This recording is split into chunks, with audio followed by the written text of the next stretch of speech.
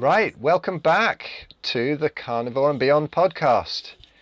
And I'm going to enjoy this one today. We got Bobby Risto on. He's the vegan dogma destroyer turned evil carnist.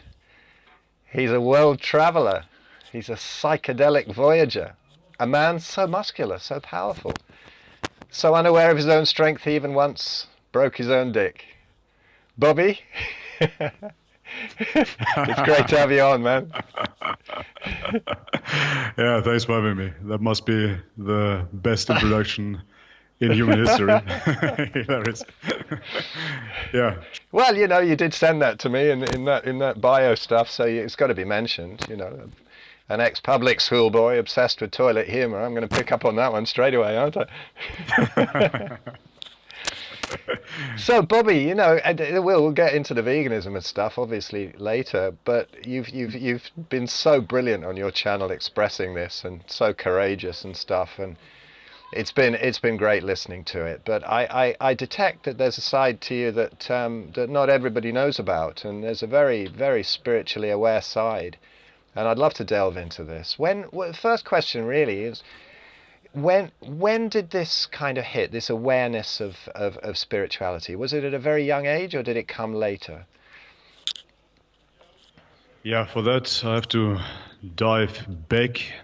I would say that as a kid, I always had this spiritual connectedness, if you will. I felt very connected to nature, to animals, and all of that.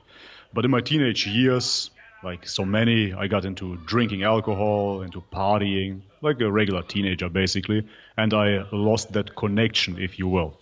So later then, around about 16, 17, 18 years old, I got really, really into bodybuilding and into the material sides of life, right? So continued the partying, continued building my physical body, if you will. And yeah, got very abusive with drugs. That just comes with the territory of partying if you're into the rave culture. And yeah, soon after started dealing drugs myself to basically finance my outrageous lifestyle. Yeah, started dealing drugs, started consuming drugs excessively. And basically my heydays, I was around about 23 years old, not caring about nature or spirituality whatsoever anymore. I remember we would go out into the forests of Germany, and the most natural thing that I would do is to sit in my Mercedes and smoke a joint, right? Everybody else would gather outside and they would sit in the woods, and I would say, dirty hippies, dirty hippies. I won't join in. I'll just sit there, puff my joint, and that was, yeah, as I said, the most natural thing, if you will, that I would do those days. So fast forwarding a little bit, I am 25.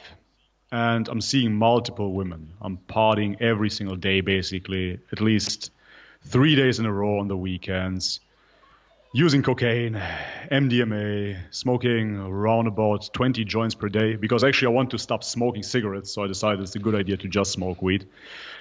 A totally excessive, obnoxious lifestyle. And yeah, somehow on a rave, it was May Day in Germany. I will never forget that day.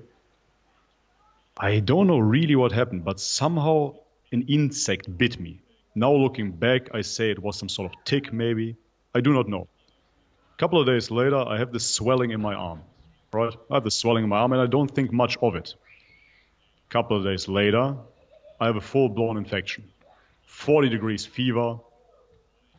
My tonsils started swelling. My lymphatic system got completely inflamed. Couldn't tell left from right, disoriented, just super, super sick, right? Okay, didn't think much of it. I thought maybe I just pushed my body too hard. I'm going to chill a bit. 3 days later, I still have that fever. Now I'm on paracetamol, went to the doctors, they gave me antivirals, still have that fever. Okay, 1 week later, now the swelling starts developing in my right leg. And I look down and my right leg develops basically to that extent that it swells up twice the size. Wow. Twice the size, yeah. Totally swollen up. And yeah, I obviously, needless to say, get a bit depressed over the current state because I try everything. So I go from doctor to doctor, try to heal my what I thought is just a flu or something, or just a fever infection. Nobody can tell me anything, right? Okay, so I say, you know what? I'm just going to treat myself. So I went to a guy that I knew, picked up some cocaine, and numbed the pain. Because as we know in the scientific community, cocaine is a local anesthetic. So that should do the trick, right? Numb the pain, and motivated through it, I decide I'm just going to meet one of my girls. So totally coked out, with a leg twice the size. I jump into my car, drive down, meet my girl there, and needless to say, we end up in bed. Yeah, I try to have sex, but I already feel there's something really, really wrong here, right? Really wrong, totally inflamed, and I'm not embarrassed to say, I can't get it up, right? So I decide to pop a pill. I pop a blue pill, because I had them as well. And I say it's coke dick. Please cut me off if I'm swearing too Oh, much. don't be silly. anything, You if carry I'm on. using language. Okay, cool. Yeah, so in the midst of the act, right, now I'm on Viagra, on cocaine, smoke joints, whatever, drank some alcohol, numb down the pain. I think I'm going to perform well. Yeah, in midst of the action, all of a sudden, Wow. boom, snapped my dick, right? Snapped it, brutal. Yeah, snapped it, basically broke my dick. Instead of going to the doctors, I decide, okay, now is a good time to sniff some more lines. Exactly. Sniff more lines, continue with the act. I don't know how I did it, honestly. Phil, looking back, it's absolutely ridiculous. Somehow I did it, went through the night, totally depressed, totally coked out, drive back home, and the next day it just completely hits me. Autoimmune shutdown, right? Autoimmune shutdown, everything swells up. I cannot speak anymore. I cannot talk. I cannot walk. My eyes are swollen. My dick is broken. Nothing helps. My lymphatic system swells up, and I can see my lymphs in my groin and in my throat. They're big as tennis balls, right? So now, obviously, an epic medical journey begins. I go from doctor to doctor again, and everybody in the Western system, basically, fails me completely. Nobody knows what I had. Nobody knows how to cure me. They give me antivirals, they give me antidepressants, they give me all kinds of medicines, and nothing does the job. Zero. So I start going to alternative healers. I go to Chinese medicine practitioners, I go to acupuncturists, I go to herbal healers, I go to seers even, right? In Macedonia, we are a bit suspicious. So I go to people that read my coffee cup and tell me, yeah, what I should do, what I have done, what I should do better in the future. Nothing helps. Okay, so the sickness further develops, and I'm already 2 months in by now. My leg becomes paralyzed, and I cannot walk anymore. I cannot walk at all anymore. So I'm limping, I'm trying to walk, doesn't work. So at that point, I had a Mercedes, I had a Suzuki GSX-R race bike, I had my own place. It was good times. I was seeing multiple women. All of that just went away overnight, right? And I ended up on my mom's couch, out of all places. Lost my business venues, totally broke, physically, mentally, no money, nothing left, just completely shattered on the couch of my mom, trying to heal myself. So I naturally become very, very depressed. So depressed that I'm becoming suicidal, basically. And nothing helps. The only thing that helped back in those days were my friends that would always come by and they would force down joints. They would just force feed me joints so I don't kill myself, basically, to lift up my mood somewhat. They would try to make me feel good, but it didn't work, right?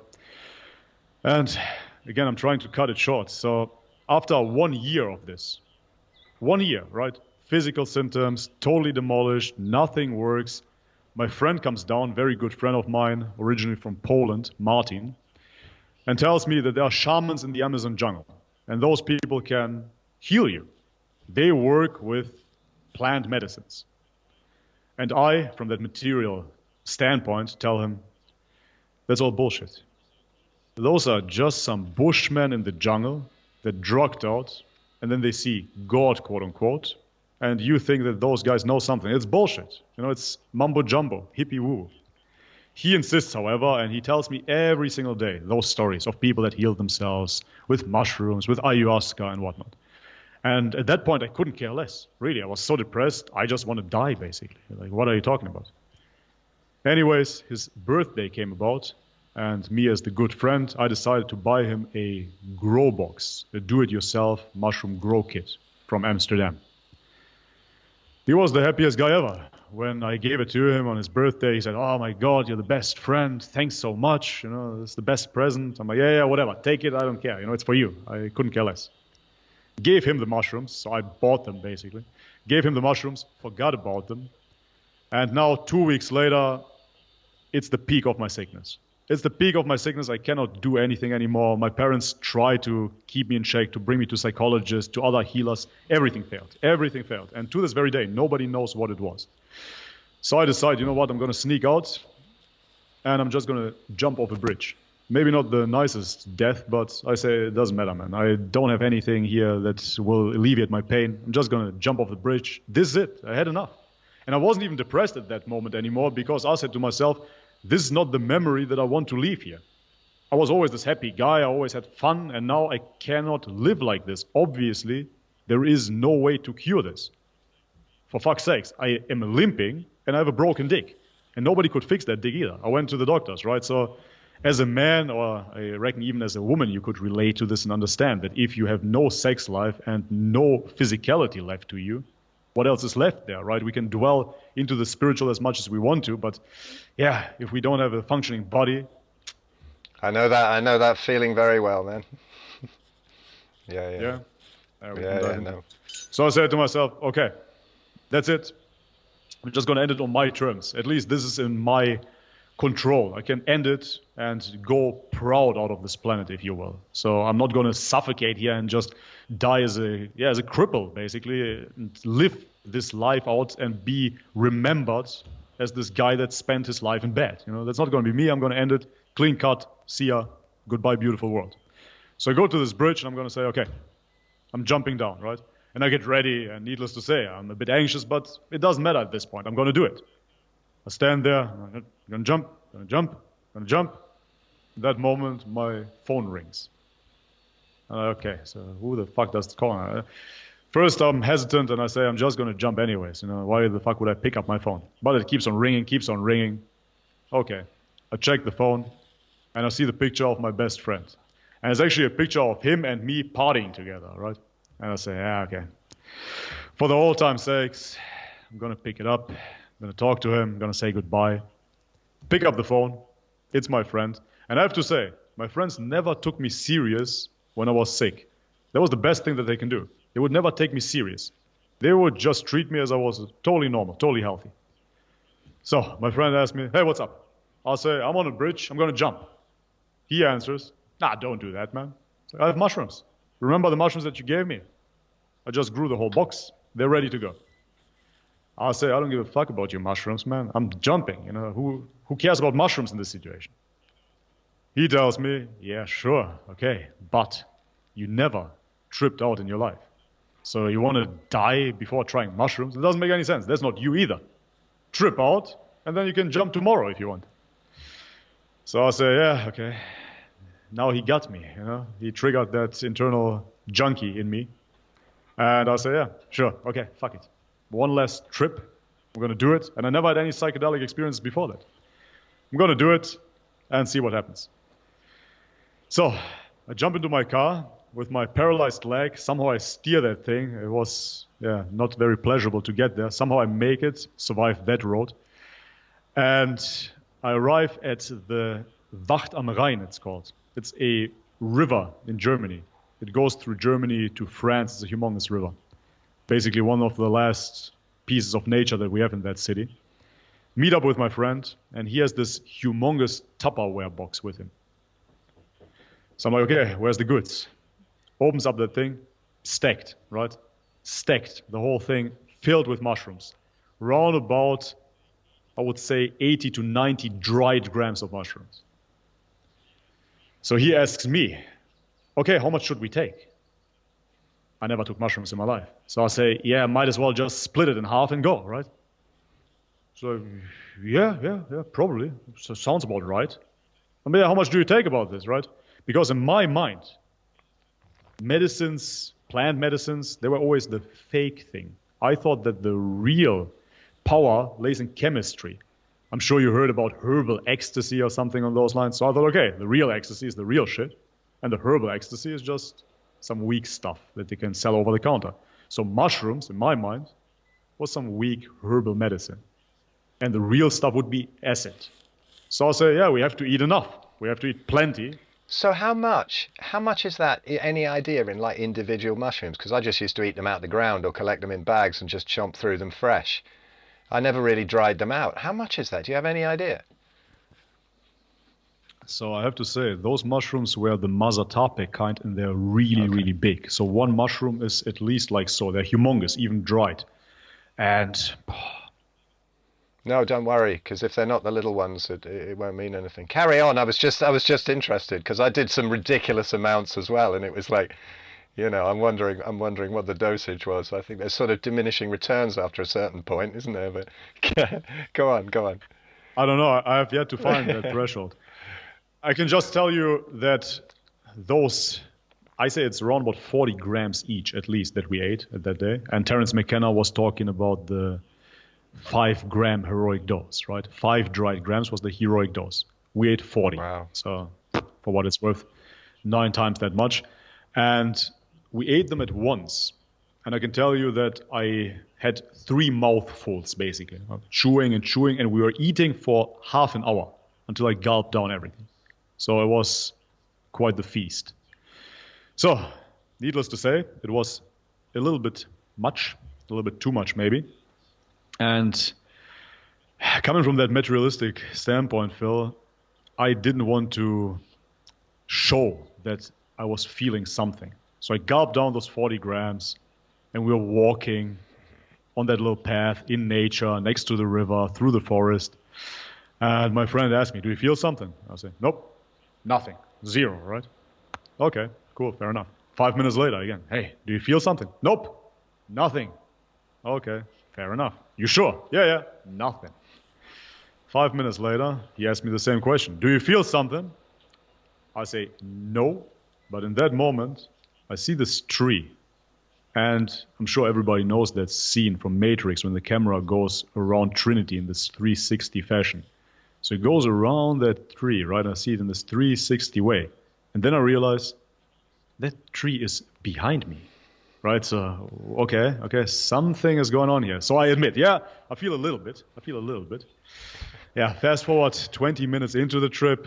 Now I see how the biophotons from the sun are nourishing this planet and how the trees are excreting oxygen, how they're breathing in the CO2, and the whole ground starts shaking. Mazatepec, Aztec patterns on the ground. I capture the secrets of the universe. I receive an instant transmission from that vortex, if you will.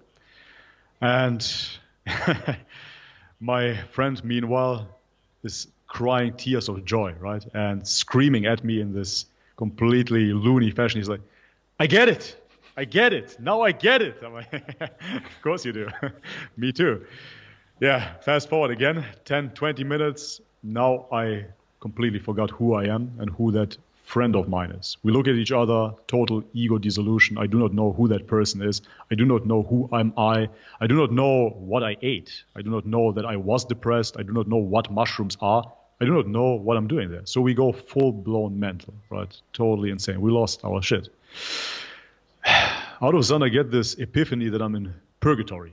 I do not know who I am. I do not know who my friend is, but I'm in purgatory. And somehow I have to find out what the mission here is before I can leave to the heavens. That becomes my mission. All I see is this bridge. And I say to myself, I just have to reach this bridge. That's the little mission here. When I reach that bridge, that's the pearly gates of heaven. This is how I will enter heaven. I try to reach that bridge, and every time I almost reach it, that bridge switches back and skips back, disappears. So I try to reach that bridge again. I'm sure in real life I was just standing there for a minute or so, but in my mind it was this epic journey of chasing this bridge for an eternity. Yeah, without diving too deep further into it, to cut it as short as I can, I'm trying to really wrap it up because it's such a long story. I die the ego death.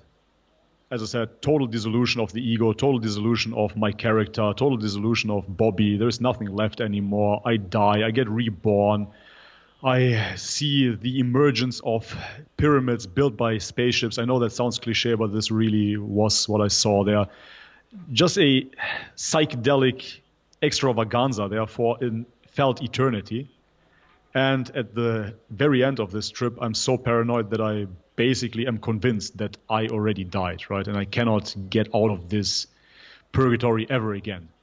It takes me around about 6 hours to somewhat sober up. We get picked up by a friend of mine, thank God.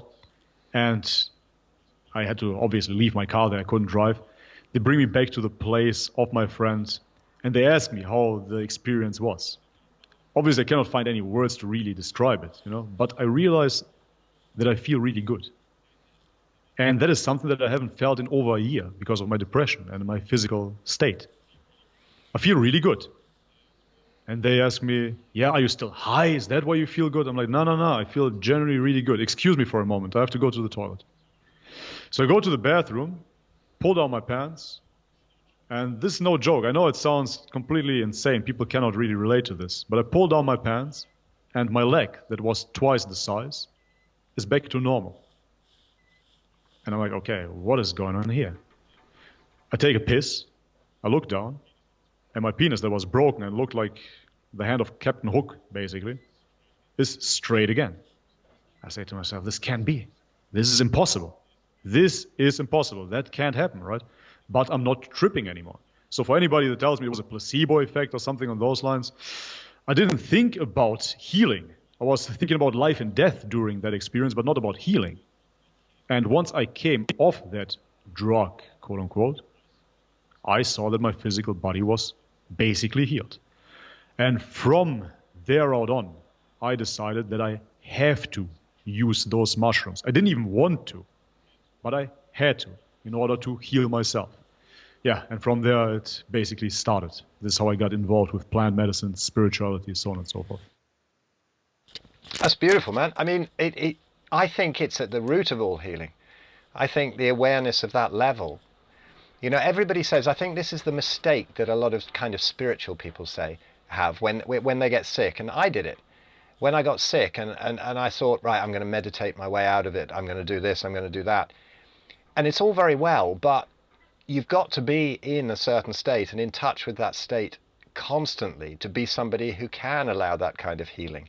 So all these people, they just think, oh, well, I'm just going to carry on my vegan diet and I'm just going to carry on meditating and everything will sort itself out, and it doesn't. You can't fake that kind of state. It's like a state of grace that kind of comes to people. I mean, a lot of people trip and they don't get that. They get these wacky experiences, but they don't get that complete dissolution. I had the dissolution years later, 30 years later, after the mushrooms, with no drugs at all. But during the time of the mushrooms, for me, I would just bottle out before that dissolution. So I had a real heavenly trip, and then a really, really bad trip. And then we went off to Wales and we were doing enormous amounts of mushrooms. Like, I think the most I did was 900 one day, but we did them constantly every day, and all the ones after the bad trip were kind of half frightened. And so they didn't actually go bad, but they were those teetering trips that I think are actually worse, because at least you've sort of surrendered into the horror when it's really bad. But when they're sort of teetering trips, and I did a talk a while ago where I went on about how I believe that experience taught me to resist what is. It ingrained it so deeply in me that I ended up fighting almost every moment for about 30 years until I got really sick. It's almost like the immune system eventually starts fighting with the body when you're taught to do that on a subtler level. And this is what people aren't seeing. Something like a carnivore diet is beautifully healing. It's one of those great connections to our ancestry that's part of that that awareness of oneness with the whole universe. I was talking to Zahir Khan about it yesterday, about how on that level there is just all the healing, and the rest of it is just kind of symptom control almost. But it can be very powerful. But how do you feel it's affected you, that kind of mushroom experience and the other mushroom experiences and whatever you did? How has it affected you long term? Do you still use them, or are you just sort of coasting afterwards now and freewheeling, or what's happened since then? Yeah, so as I said, I had to basically take them, or at least I thought that this is the only way to heal my physical body, and turns out it was. So I started using them every single weekend. I would have a shamanic ceremony, basically, induced by myself and my friends. This is how it started out. I would do them once per week, twice per week, and then we decided, okay, to fully heal, we have to reset the body once and for all. So we rented out this place in the Netherlands for 2 weeks straight, and we just got there with kilograms of mushrooms. Before that, we were growing. Everybody had like 6 grow boxes at home. We came fully equipped, fully loaded, kilograms of mushrooms. Would get up in the morning and just started eating mushrooms all day, as much as possible. And people always say there's this magical threshold where you can basically not eat a certain extent without developing a tolerance. No, not at all. That wasn't the case for me. I could eat as much as I wanted to. I was eating 30 grams per night. I would start out with 10 grams, then 20 grams, and then 30 grams. So every single day I would have like 100 grams of mushrooms until nothing was left. No coherent thought was left. I wanted to destroy every perception of this character, every perception of the ego, every automatism there is, every voice there was in my head. I want to get rid of all of that. I want to shed every layer. Delete the whole character. Delete everything that was responsible for the situation that I found myself in. In that mindset, in that psychedelic realm, if you will, I realized, I understood that Bobby, the character, the ego, brought me into that situation. Just because Bobby was so excessive with partying, with drugs, with all of that, he ended up in that situation. So for consciousness, and I hate those terms, we can talk about that later, they're so dogmatic, but for consciousness to truly flow, the ego has to get out of the way. I really pushed the line. I want to find out what those doors of perception really are. And I decided to eat as many mushrooms as I can to fully delete and erase this persona of Bobby. This is how I perceived it. I said to myself, the reason why I got into this mess in the first place is because my avatar, if you will, runs on autopilot. There is no player steering it. Consciousness, if you will, would be the player. The flesh body would be the avatar. As long as the avatar is unconscious, it is merely a bot, like in a video game, doing its own thing. And hence, it turned his whole life in a world of shit. Through partying and through absolute negligence, destroyed the physical body, the mental state, everything. So I said to myself, the only way out of this, the only way to live this life fully would be to erase the ego. And this I will achieve if I eat enough mushrooms. I thought it's simple as that. Didn't work out in the end.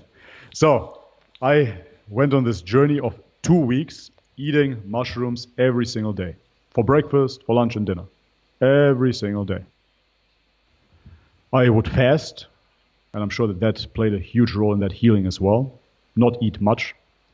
Coming from the bodybuilding standpoint, I still had a protein shake with me. In between mushroom trips, I would have a protein shake to amplify the healing. But other than that, we would just trip out, basically. And I will never forget my last trip. It was the last day, and I still had 100 grams left. And I said, all right, now it's time to eat it all, right? Tomorrow we're leaving. Now it's time to eat it all and to end Bobby. In that state, I was sure that this is the only way out. The only way to bliss, to paradise, to Valhalla, to whatever, is to delete Bobby. I said, okay.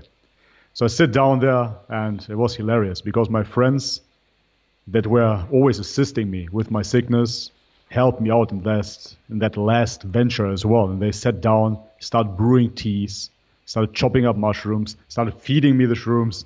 And I was occupied for 1 hour straight to gulp down 100 grams of mushrooms, swallowing it with mushroom tea, just completely getting ready to die, basically, yeah? Like almost biblical. Yeah, did that, passed out, because that was the threshold. 100 grams is the threshold, maybe, because I passed out and I cannot remember anything anymore.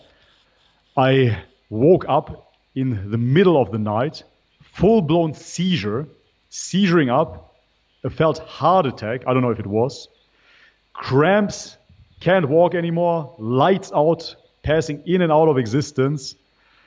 And after all of that, Bobby was back. Yeah, after that, what I hoped was the ego death that I was longing for. Nope, Bobby was back.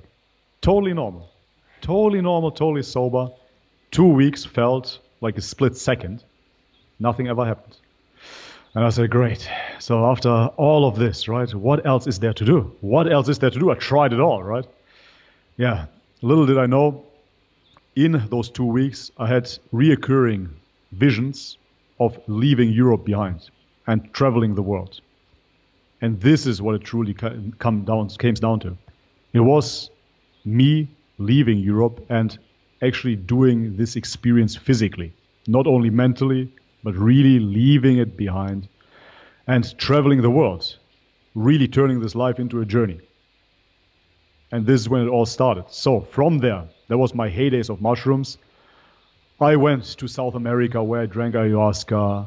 I picked mushrooms in Bali, in Indonesia, in Thailand, in Australia as well. I had psychedelic experiences here and there, but always as a reference point.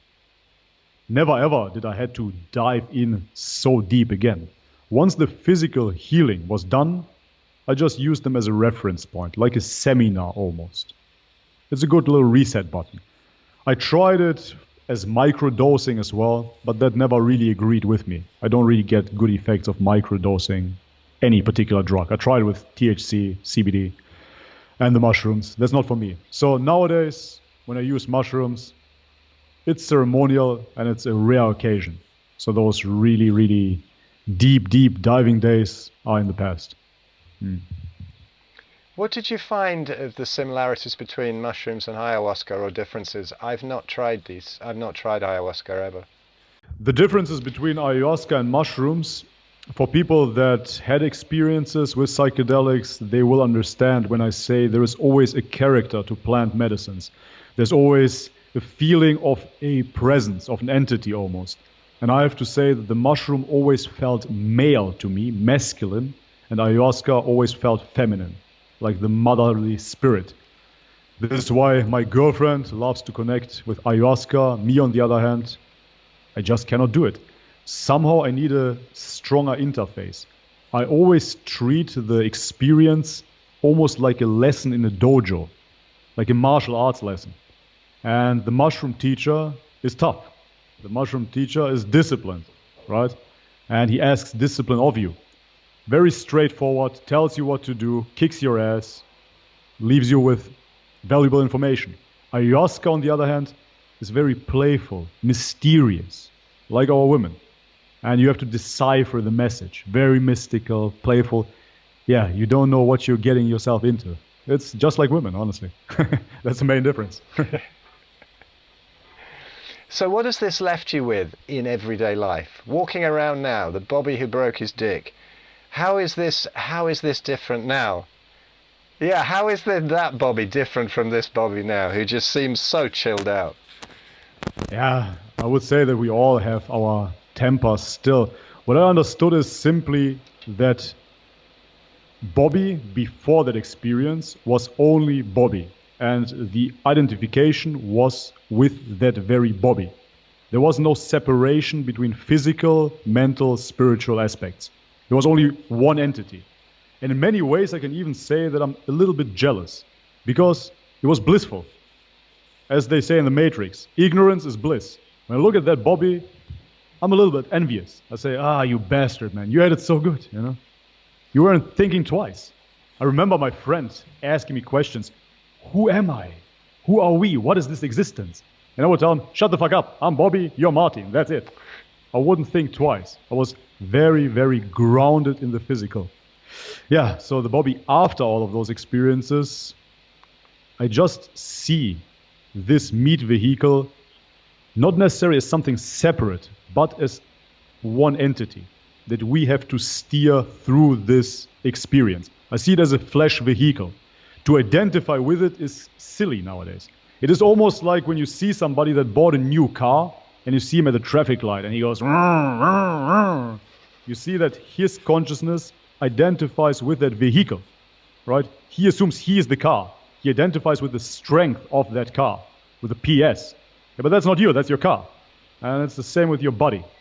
You can abstract it like that. Your body is just here to bring you through life. That doesn't mean that you have to neglect it. Quite the opposite. I say you have to absolutely cherish it. You have to value it. You have to give it the best fuel. This is where diet comes into place, of course. You have to exercise, so on and so forth. You have to take very good care of it, just as if you would drive the car. You have to take care of that car. But in the end, you have to understand that you are not the car. And this is the main difference, I would say. And everything else, Phil, is absolute woo-woo. You know, when I see those guys identifying as being a guru, being a yogi, being this, being that, yeah, now we just have another identification. Now we just have another label. Congrats, you know. I call myself Bobby because it's easy to relate to, and that's that.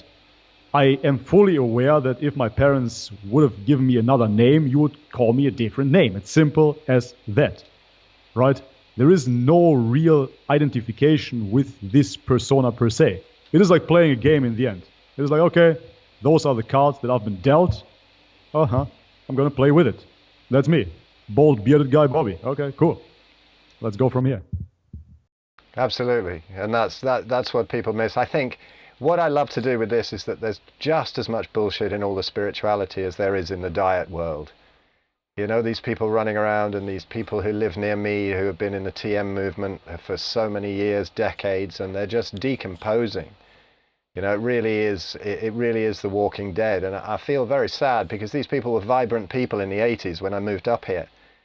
And now, you know, even when they say, hey, how did you heal yourself? You were so sick, you know, what did you do? And you kind of, it's usually in the supermarket. And then you've got a trolley full of meat and they've got a trolley full of quinoa and, you know, tofu and stuff. And you go, well, there's the difference. Oh, I could never do that. And we get duped by all these gurus that it's so unspiritual. How did the veganism thing come about with you? What led you into that? Yeah, that's a great question. See, the first time that I had a experience that was leading me towards veganism, that was in the Netherlands.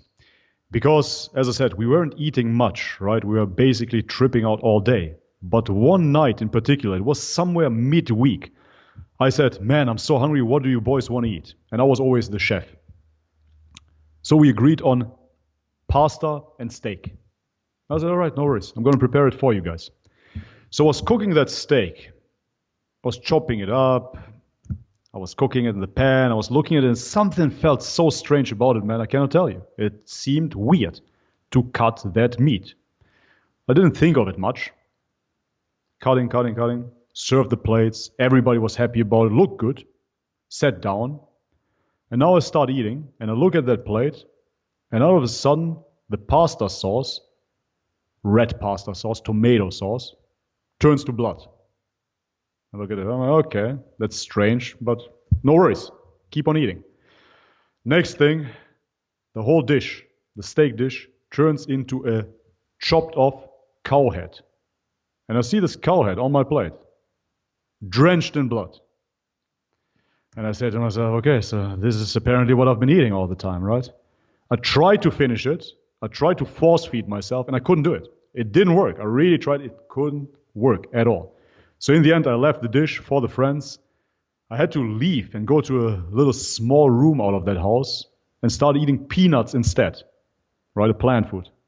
And I felt fantastic. And I was so happy and grateful that I can have those peanuts instead of the dead cow.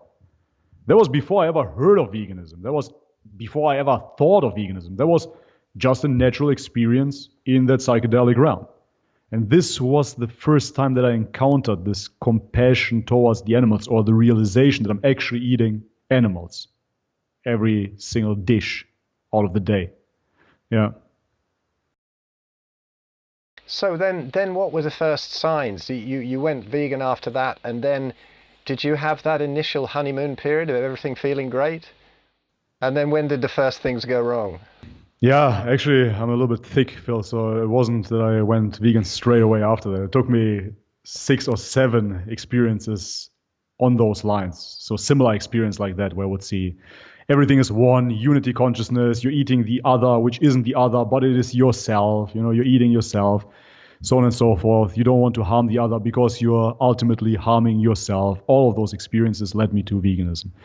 So the honeymoon period, 100%. In the beginning of veganism, I always say that on my channel as well, I felt great. I felt fantastic, really. In the beginning, I felt fantastic. No issues whatsoever. My digestion was very strong in the beginning, not so much in later years of veganism, but in the beginning I had no issues with the beans. I had no issues with the tofu.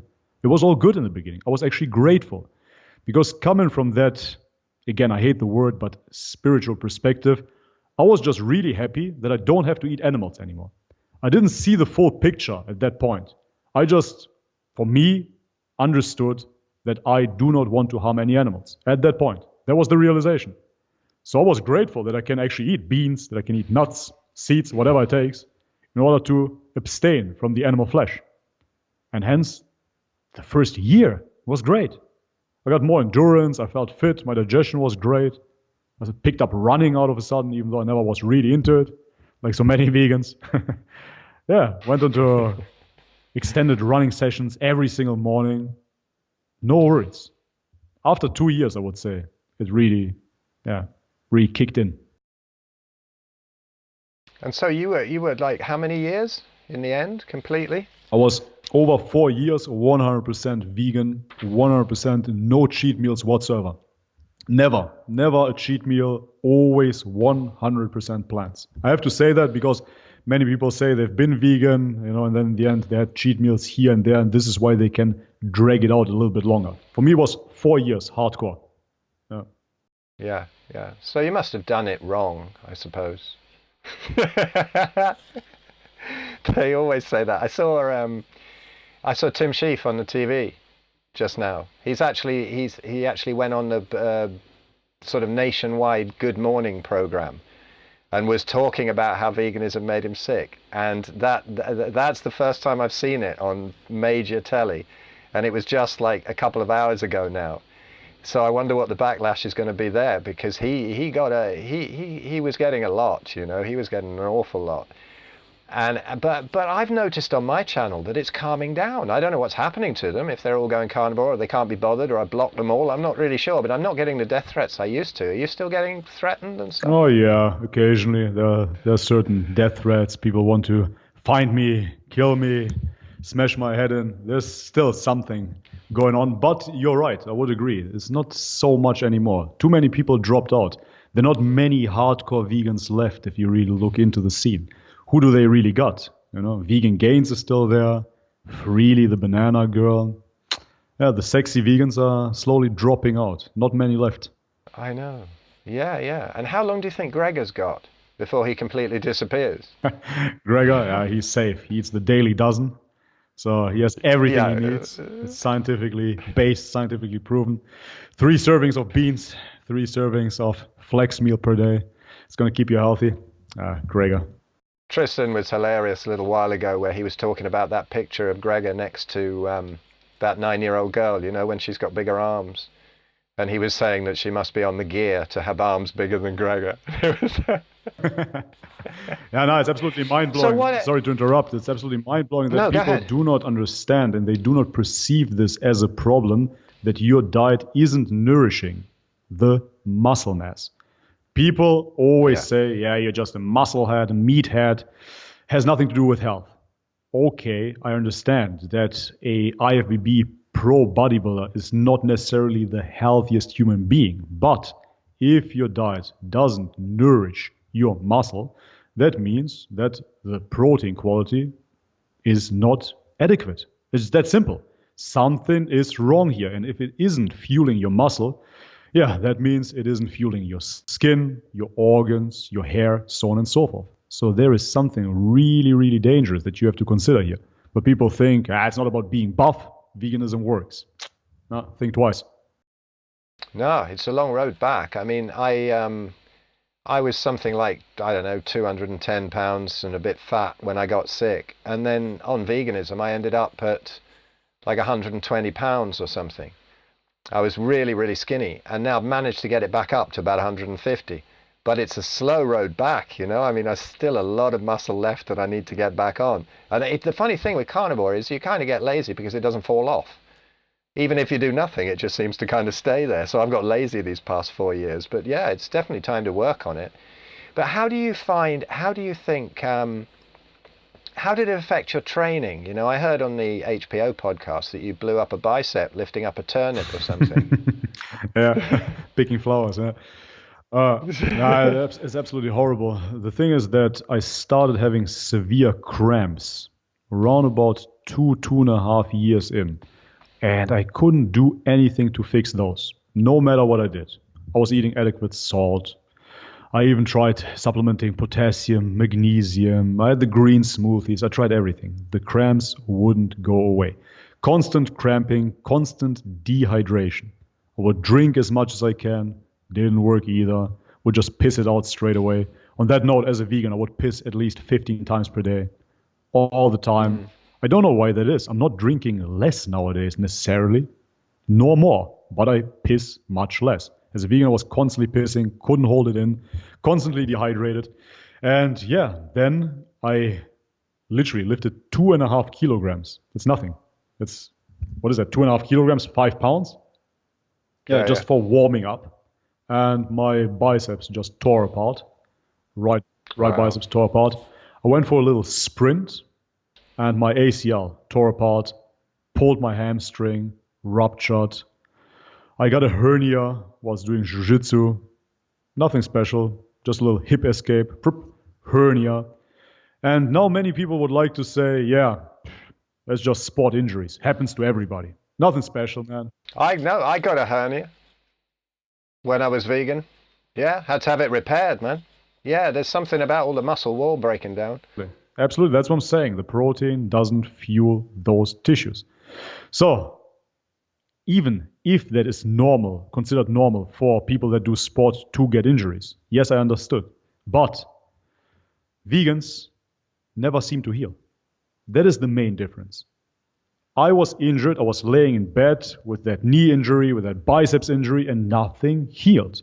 Once I started reintroducing the animal foods, man, it started healing so quickly. And once I went carnivore, even faster. All of a sudden, the inflammation was gone straight away. It's amazing. In the course of 3 days of carnivory, boom, healed up. I was back to running. It's amazing. So the healing properties cannot compare it to anything. Absolutely. So what was the first thing that triggered you back into the meat eating? Was it just total desperation or education, or what happened? It was the combination of desperation and mushrooms again. See, as I said, I'm not using mushrooms that often anymore. But in total desperation, I said, I'm going to ask the mushroom teacher what is going on with my body. And I really didn't even consider that it could be something else than veganism. For me, I was looking for an answer in that plant-based realm. So I went to Pai in Thailand. It's a little hippie town. And I said, all right, 1 mushroom shake, please. Give me all the answers, right? In that mushroom experience, and I know the vegans hate this, and this is already a meme on the internet, I'm the egg man, because in that mushroom experience, I got the vision of an egg. I know, it sounds ridiculous. I hear it, friends. And as I said in the beginning of this podcast, I wouldn't even do mushrooms if there was no physical effect to them. Really, the only reason why I stuck with it is because they delivered results. That's it, because they delivered. Everything else failed, man. Take that into consideration. I went to all the doctors, all the healers, tried every single diet, nothing helped. The mushrooms always worked for me. I'm not saying it has to work for everyone, but for me it did. Anyways, in that mode of desperation, cramps everywhere, supremely injured, depression, tooth decay, going to the dentist 3 times per week, crowns, lost a tooth, right? Super sensitive teeth, can't even eat smoothie bowls anymore because sugar hurts, right? Absolute, I remember yeah, that. absolutely destructive, horrible. And on top of that, just I lost my sense of smell and taste even. I couldn't eat those foods anymore. It was so repulsive. My body was rebelling. Digestion, absolutely horrible. I know that people don't believe this. I was going to the toilet 16 times per day. It's not a joke. 16 times. I'm not just saying this. Not once, not twice, not 10 times, 16 times. It's true. So I'm in Pi. I'm asking the mushroom deities for help. And all I see is an egg. You have to understand, if you're not into mushrooms, it is almost a telepathical understanding. It's not so much that you hear words, it is more imagery, understanding, deep emotional understanding. And I see that egg, and I understand I have to eat an egg now. Me being stubborn, I try to bargain with the mushroom. So I say, can I try more chia seeds? Nope, doesn't work. More flax seeds? Nope, doesn't work. How about coconut milk? Nope, doesn't work. So the mushroom, quote unquote, insists for me to try an egg. I had a bad trip. I was rebelling for 2 hours straight. I was fighting it with all my vegan powers, basically, because I really want to stay vegan. But I had to give in.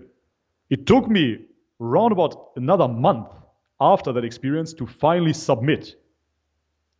And that was when I lost my libido completely. So on top of all the symptoms that I listed, I lost my libido as well. I'm in bed.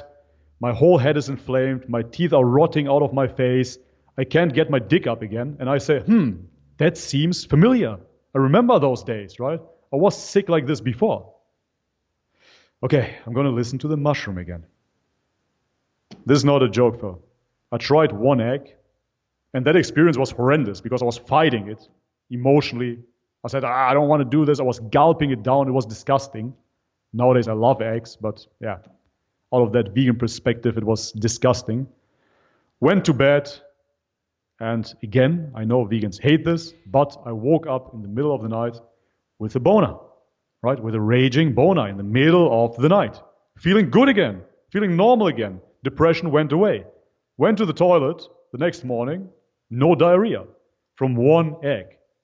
So this is how I further progressed into eating fish, into eating meat, and now being full-blown carnivore. That's amazing. I had the most amazing trip once on that 900 mushroom trip. It was funny. I've never even spoken about this one before, but we were in a caravan in Wales, and it was in Borth on the coast, and it was 1979. That's how long ago it was.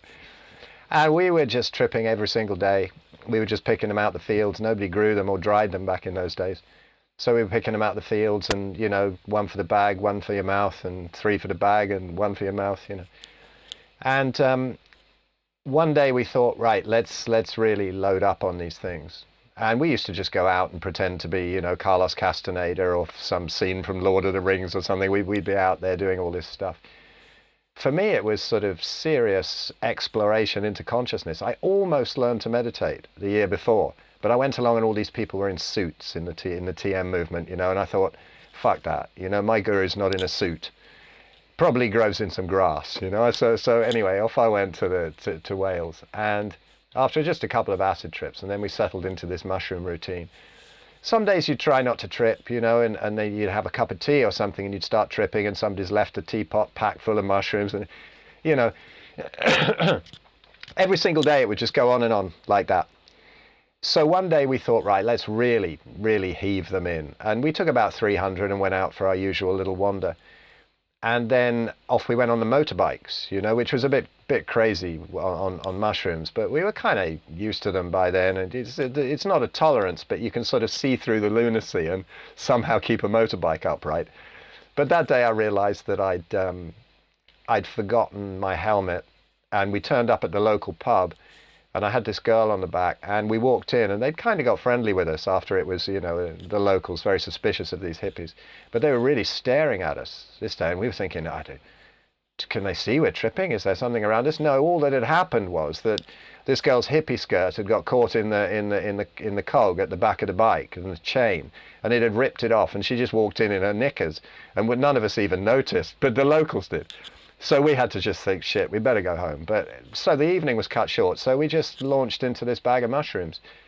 And I don't really know, but I think there was about 500 in each bag, and I did, probably in total about 900 that evening, and I couldn't move. I ended up on this double bed in the caravan, just on my back, shaking and shaking from what I assume is maybe the strychnine content or something, I don't know. But anyway, that sort of that died down, and I couldn't move. Most of the trip was just eyes shut. But the whole top blew off the caravan, and I was floating through the universe and whatever, and then I'd look over the edge and down was exactly the same. There was no ground, and it went on for a long time. And then suddenly I thought, I've got to get back.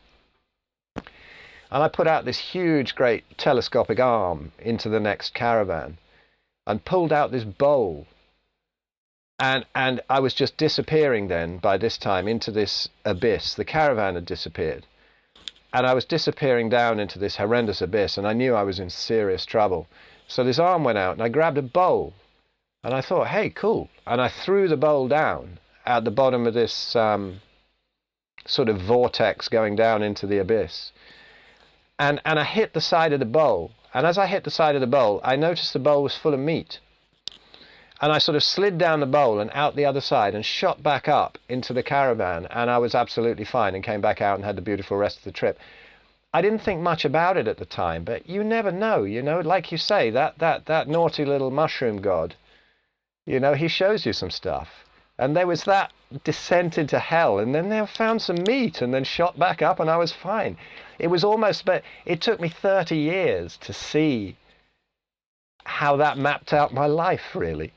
That, getting back onto carnivore really stabilized everything. Everything was fucked up for 30 years, whether I noticed it or not. It was just a little bit or a lot or whatever. And yeah, it was an interesting journey. So what do you feel now, back on the meat, that it's done to your awareness of your consciousness and whatever? Your spiritual side. We're all as annoyed as each other by that stupid word spiritual, but what is it now on carnivore that's kind of, has it stabilized things? It has from me after all those crazy plant times. If anything, meat has unbelievable grounding qualities. So that is the first thing that I realized when I was eating meat. On top of that, I just felt like myself again. And what I mean with that is fully normal. So if we're talking about spiritual, we both hate that word. Normal would be probably the best term. I feel like myself again. Normal. I understand who I am. I'm not anxious anymore. I'm not confused anymore. And there is a difference between true spiritual understanding, if you will, and malnourishment. If you use certain practices such as fasting, veganism, fruitarianism, the Escots have been practicing those in order to get that spiritual connection. Yes, in order to get it through those practices. But you have to understand that it's just a practice. It can give you a glimpse. If you, however, maintain yourself with those practices, you cannot maintain yourself. You're going to underfeed your body and you're going to starve. And then after that, you're confusing spiritual enlightenment with absolute malnutrition. This is what we see here. It is essentially the same with the mushroom experience. You cannot trip out every single day, but you can go crazy, if you will, for 5 hours in order to understand something, to get a glimpse. It's the same with all of those foods. So for me, the whole spiritual aspect, it is still sometimes a bit challenging, I have to say. It is not as if I came to peace with it 100%, to just fully embrace it and to say, yes, we're carnivores now, I love it. Fuck those 4 years of veganism. I just love eating cows every single day. So it's still a bit hard. I have to really, really admit that. It changed so much, Phil. When I look at my plate nowadays, I really see animal flesh. Every single day I eat it. I see animal flesh. It's neither good nor bad, but it's animal flesh. Back in the day, if I would eat a sweet potato and a steak, I would have a meal. I would look at the sweet potato and at the steak with the same eyes. Nowadays, I see the difference, right? I had yesterday 500 grams of steak tartare, just raw meat in a French restaurant here. Really good. My girlfriend, on the other hand, she had one entrecôte and a sweet potato. So I was looking at it. I'm like, there's flesh and there's a plant. I distinguish between those. Now you cannot close your eyes to that reality anymore, or at least I cannot. And I have to say that I have one issue. I don't know if you ever looked into the topic of transhumanism. For me, I have to tell you, I was angry at veganism when it failed. Because in my heart, I'm somewhat of a transhumanist. I embrace technology. I love that we can sit down here. I can use this Thai microphone to talk to you, right? You're in the UK. I'm in France right now. It is amazing. Technology is absolutely mind-blowing. And I thought that veganism is part of it. I thought that the supplementation is part of it as well. I thought that we are transcending this human existence, that we are going further. When I was looking into the spiritual community and they were talking about levitating and transcending the human body, I thought, yes, you understand the human potential, but you got it wrong. I believe that the human potential will be transcended through technology. And hence, veganism was part of that. Going back to animal foods was primitive to me. I was outraged. I was so angry. When I was eating my first steak, I said, yeah, congratulations, 4 years down the drain, now I'm a caveman again. It has been all for nothing, right? The protein powders, the B12 supplements, the D3 supplements, all for nothing. All that technological advancement doesn't do shit. We are still cavemen. And I was angry. Now I have to come to terms with it. I have to come to acceptance and understand that this flesh body is still very primitive. Or God consciousness, if you will. Yeah, it can see through that. It can understand that it is primitive, but it has to accept it and embrace it. It has to accept that this flesh body needs to eat, piss, drink, shit, fuck. This is the name of the game. And every single time you close your eyes to it, you create destruction. This is what the vegans do. The vegans create more destruction through crop production without even realizing that. You close your eyes, you look at your plate, you see lentils, you say, I'm cruelty-free. It's great. Fantastic, right? Nobody died today. Yeah, bullshit. Millions of animals died for your plate of plants. Life is suffering, and once you close your eyes to suffering, unconsciously, you create more suffering. That is the biggest issue with veganism. And once I realized that, I had to come to terms with this cycle of life. Life eats life, and we are part of it. Absolutely. Yeah, it took me a while. I was never really an ethical vegan so much, you know. It was a sort of byproduct of, but I didn't realize how much I was getting brainwashed. You know, how much I was feeling that this is evil and this is whatever, and oh God, now I've got this on my plate. But now it's completely turned around. You know, I think it does in time when you know the health benefits are just so undeniable and the veganism disappears so far in the rear view mirror that now I feel far more of a connection with the food. You know, it's far more of a connection, far more of an understanding. I think vegans are going to be very surprised when they see that it's the carnivores who are probably going to be saving the soil and not them at all. But I wonder, you know, how long do you think it lasts? Are we in an echo chamber? We're seeing people beautifully digging away at the foundations, and we can see that. But most people are just seeing the house being built. You know, is there going to be some point where these you, me, Frank Tufano, Sean Baker, you know, all these things that we say, and all these growing numbers of vegans who are coming out and coming away from it, is there some point where the foundations are going to collapse and the whole house is going to come down, or are we going to have to go through the pit of hell for a while? I believe, I don't want to be a pessimist because usually I'm always very optimistic, but when I look at the Western society, I do not see that we can keep up the carnivore diet with the current status. I don't think it works because once they introduce the lab-grown meat, nobody will have an excuse, so to speak. Animal rights are already projected onto our pets and from there further down the line to the farm animals. There is an ethical issue, the vegans claim, and that is already the global narrative, right? It is already considered meat is slaughter, meat is murder. Is already the common narrative. And once you have the lab-grown meat, there will be no excuse for not consuming lab-grown meat. I said it before. The FDA already approved lab-grown meat by Tyson Foods and Memphis Meats. It is already approved. How do you approve a product that hasn't been tested yet? I don't understand. I'm just a common man. Maybe I don't know much, right? You tell me, how does it work? If you didn't test that food, if you want to call it that, let's call it what it is, a product that sells sludge on humans, not even on animals. There is no product, but it's already FDA approved. Then you have to question what is going on behind the scenes. And what is going on there, I mean, that is a whole nother topic. That is a long, long subject, but to cut it as short as possible, of course, there is an agenda behind it, promoting those foods onto the masses, catering those foods to the overpopulated cities in the West. And people embrace it. I talk to so many people that have no idea about nutrition, and when you ask them about lab-grown meat, they all embrace it. Even my dad, who has no idea about it, yeah, sounds good, why not? I don't want to kill animals. Great, why not, right? Sounds good, if it's healthy. Yeah, but who tells you that it's healthy? How can it be approved healthy if it hasn't been tested at least for one generation? Right? You cannot approve it. It's impossible. Once you have a product, you have to test it at least for 1 or 2 generations. And even that would be unethical, so to speak, because who wants to live on that lab-grown meat? Nevertheless, it is already approved and it's being pushed. And as I said, for me, back then, out of that transhumanist perspective, if you will, we are embracing technology.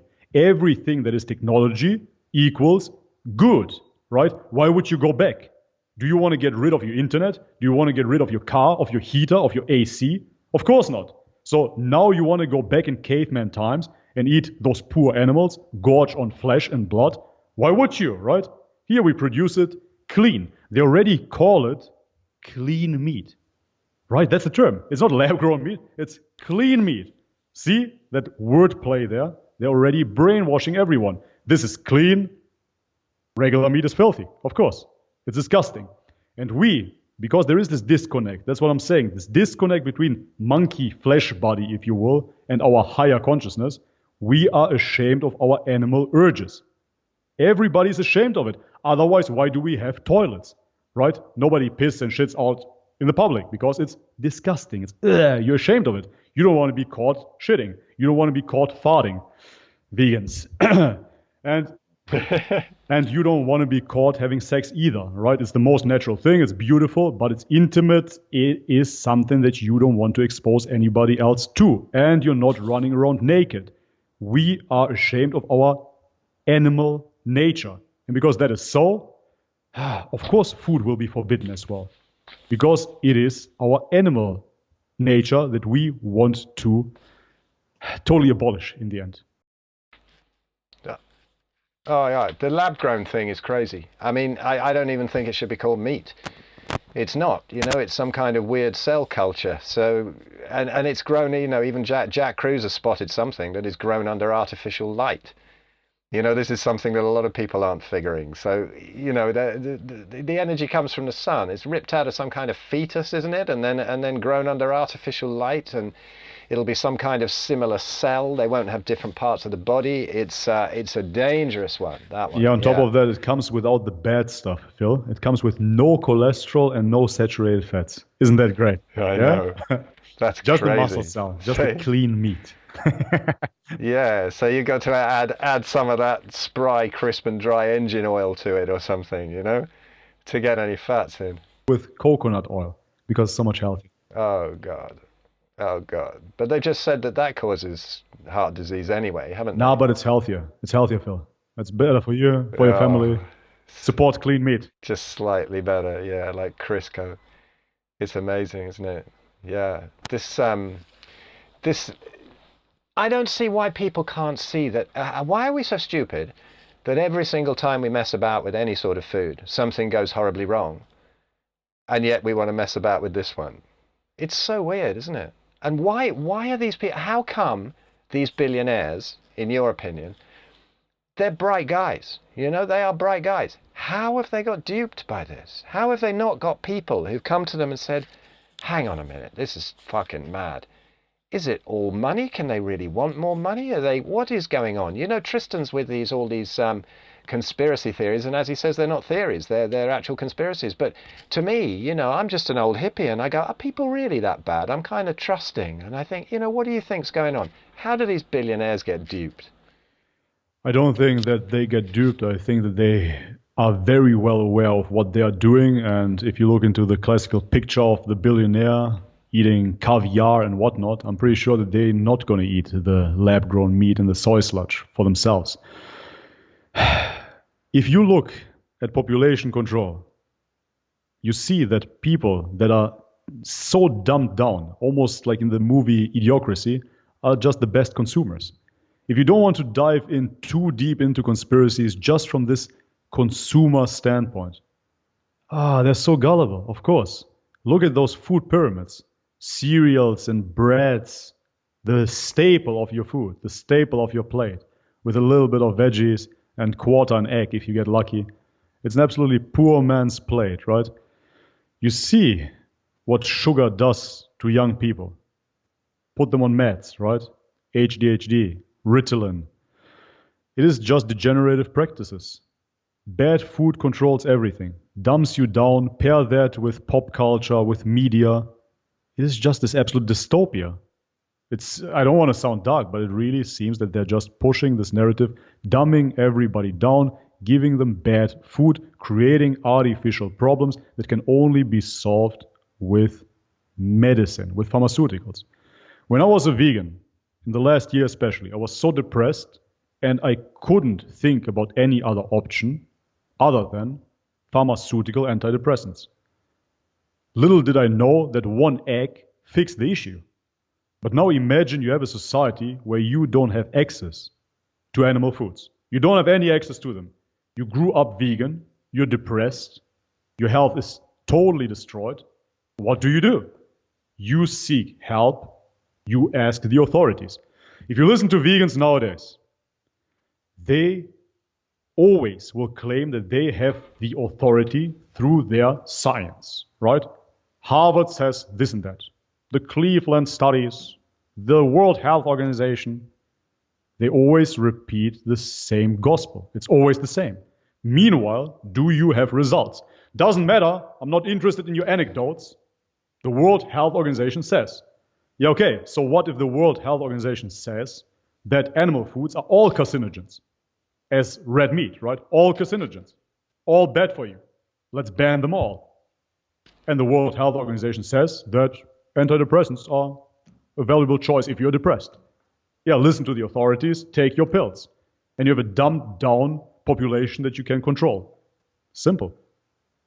Yeah, that's where this is going apparently. It's crazy. Have you heard this guy David Klurfeld recently, who was on the committee of the World Health Organization when they brought out those check him out. When they brought out those recommendations, and he's now been giving interviews saying it was all complete nonsense. It was the most embarrassing part of his career. It was frustrating. He recommends red meat. He's not fully carnivore, but he just goes, he recommends red meat, and it wasn't unanimous. It was pushed through by all the vegans and vegetarians on the committee, and it was all nonsense. And David Klurfeld. I think Sean's interviewed him, but it's really interesting. This guy's really speaking out now, and he still works there. He says he's allowed to say some things, but not other things or whatever. But something went hideously wrong with that. So if more people like that speak out, and they show that it wasn't even unanimous, because they always hit you with that, don't they, the vegans? I've got to debate some young guy who's got a YouTube channel next month, and live in Liverpool, and I'm going to wear a helmet. I think it could get horrendous. I'm sure the audience will be full of vegans throwing their own poo or something. But this guy's swallowed every single narrative from the vegans. And he's probably watching me now, like, who am I up against and whatever, just like I'm watching his videos. So sorry, dude, it's cool. No offense or anything. We'll have a laugh and we'll shake hands. I just hope we don't get taken down by the audience. Yeah, that is phenomenal. I really have to look into that because I was always wondering how that came about. Who would approve and say that a vegan diet is suitable for all stages of life? It's absolutely ridiculous. I do not like to play those appeal to authority fallacy games, but in Germany, for example, I'm a German citizen, it's not approved. The health organization in Germany did not approve the vegan diet. Not at all. They said that it's really dangerous, that it must be supplemented in order to work somewhat, but they do not feel comfortable in approving it. And telling children basically and breastfeeding moms to eat that nutritionally deficient diet. Not at all. The World Health Organization, on the other hand, did. And I was always questioning how that came about. So it would be fascinating to look into that guy. You have to send me his name after the show. I have to check it out. I will, and I'll put it up underneath this as well if anybody's interested, because that fools a whole load of people. But with this guy speaking out, it throws some serious doubts on that decision. Yeah, absolutely. Well, Bobby, I think we've covered a whole load of stuff there, and that blew me away. Some of those tales of those psychedelics. It took me back an awful lot, but I think you went even further than I did. Yeah, thanks for having me, Phil. Man, it was amazing talking to you. I just want to let you know that I appreciate everything that you're doing. As I said on my podcast already, you were one of the main guys that inspired that shift in me, I really have to say, because even though I'm a meathead myself, if you will, I like to lift weights, but I didn't really resonate with the other carnivores that much. And once I heard you speaking about ahimsa, about spirituality, about all of those other topics, you seemed like the archetype of the conscious carnivore, if you will. That really inspired a humongous shift in my thinking. And from there, I dived deeper into that field. So on that note, I just want to let you know, thank you very much for doing what you're doing. That's so sweet. Thank you. Because we put these things out there, don't we? And we think, hey, that's a bit weird. Who's going to be listening to this? And you just never know, do you? You just never know who you're going to resonate with. What's so cool about it is everybody in this field has all these different personalities, and somebody's going to resonate with one person and somebody with another. But to me, it was always coming from that spiritual side, and that it's tied up as much as it is with the veganism and the food pyramid. Everybody's like ahimsa and don't kill this and don't kill that, and it's just madness. And I think it's holding people back with their health, but also with their spiritual awareness is a silly word, but just maybe letting go of the whole damn spiritual thing. And that's usually when things unfold, like you say, just being normal, being you, being like probably what every hunter-gatherer is. We have to talk about what we have to eat. We have to talk about this feeling of unity, whereas they probably think, are there people around who don't? It's crazy. But anyway, Bobby, I feel the same about your channel. I think it's great, and as everybody knows around here now, I just I still have Tourette's with that. All right, guys, and everybody, yeah. But yeah, beautiful vids, Bobby. So eloquent. Thank you so much for doing what you're doing as well. Okay, man. I'm going to wrap this up. I'll hit stop on this, and then we'll say goodbye. And so, thanks for tuning in, everybody, and see you next time. Bye bye, everybody. For people on the fringe of carnivory. All right.